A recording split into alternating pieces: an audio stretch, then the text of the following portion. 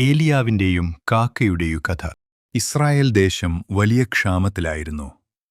ആകാശത്ത് മേഘങ്ങളില്ല, മഴയില്ല, വയലുകൾ മുഴുവൻ വരണ്ടു.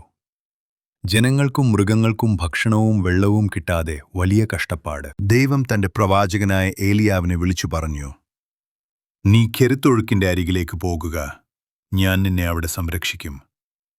ഏലിയാവ് ദൈവത്തിന്റെ വാക്കനുസരിച്ച് യാത്ര തിരിച്ചു. ഏലിയാവ് ഒരു ശാന്തമായ സ്ഥലത്തെത്തിക്കുകയും ഒഴുക്കിന്റെ വെള്ളം കുടിച്ചു ജീവിക്കാൻ തുടങ്ങുകയും ചെയ്തു.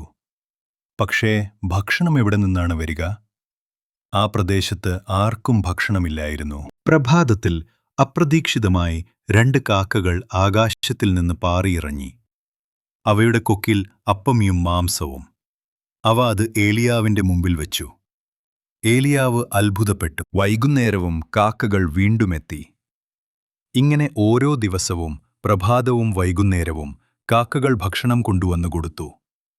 ദൈവം അത്ഭുതകരമായി ഏലിയാവിനെ സംരക്ഷിച്ചു. ഏലിയാവ് പറഞ്ഞു, "ദൈവത്തിൽ വിശ്വസിക്കുന്നവരെ ദൈവം ഒരിക്കലും ഉപേക്ഷിക്കില്ല. ദൈവം നമ്മെ പ്രതീക്ഷിക്കാത്ത വഴികളിലൂടെ പോലും സഹായിക്കും, കാക്കകളുടെ മുഖാന്തരം പോലും."